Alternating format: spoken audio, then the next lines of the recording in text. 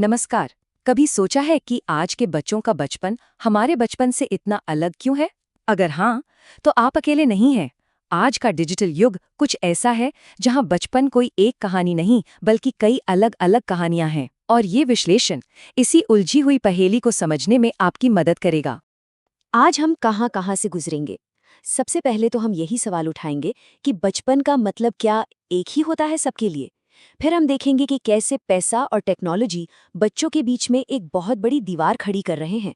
हम ये भी जानेंगे कि इसका उनके दिमाग पर क्या असर पड़ता है।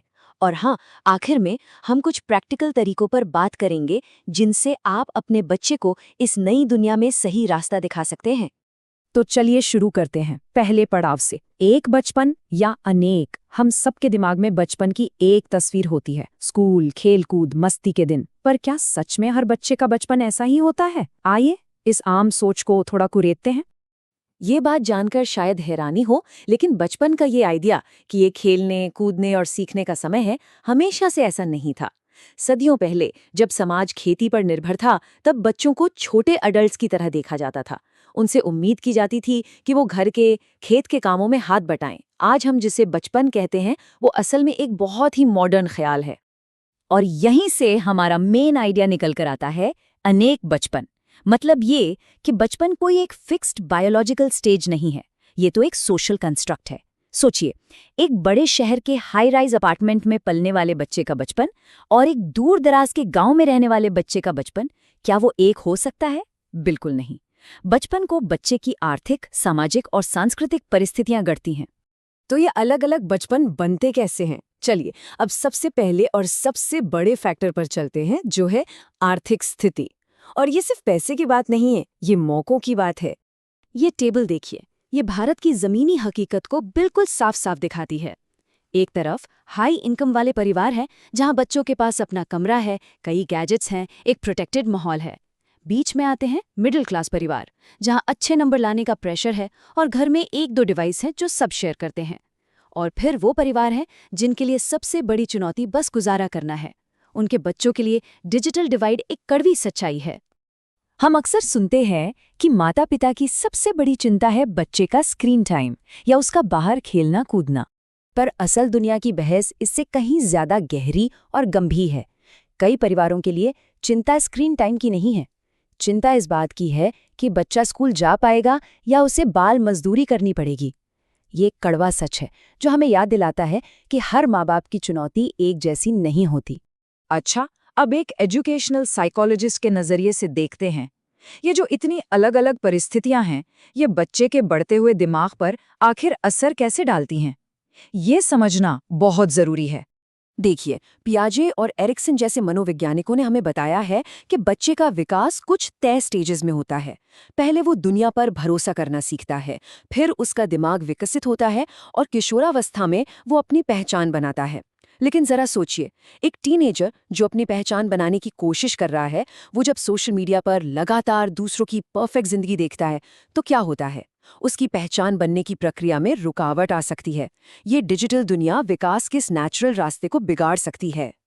और जानते हैं, ये दुविधा कोई नई नहीं है।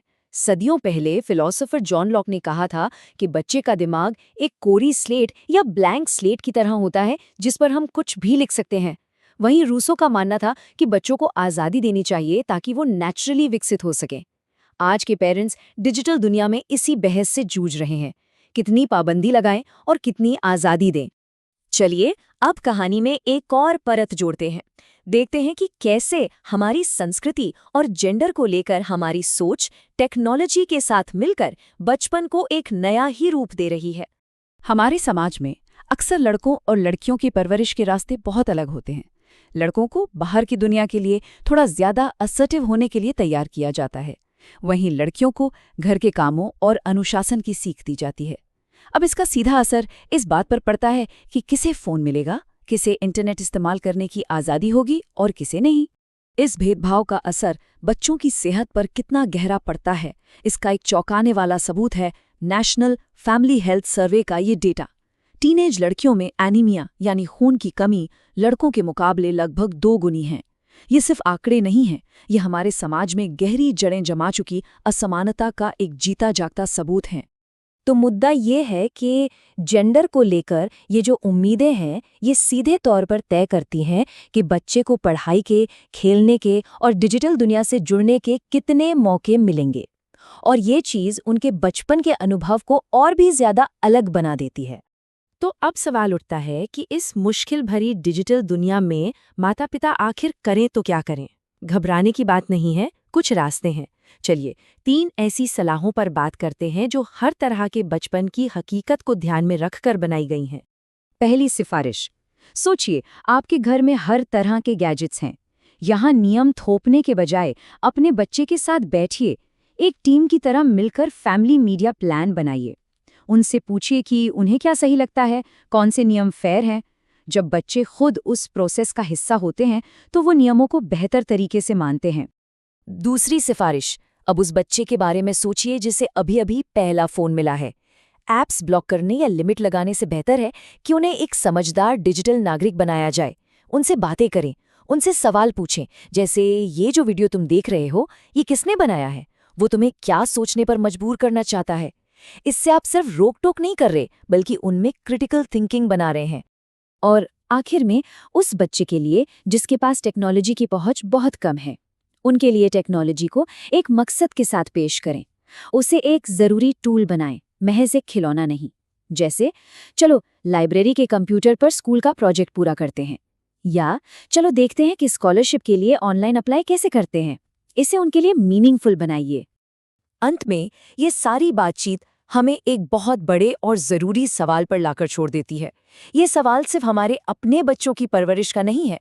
सवाल ये है कि हम सब मिलकर एक ऐसी डिजिटल दुनिया कैसे बनाएं जो हर बच्चे का बचपन संवारे, उसे पोषित करे, चाहे वो किसी भी घर, किसी भी माहौल से आता हो। सोचने वाली बात है।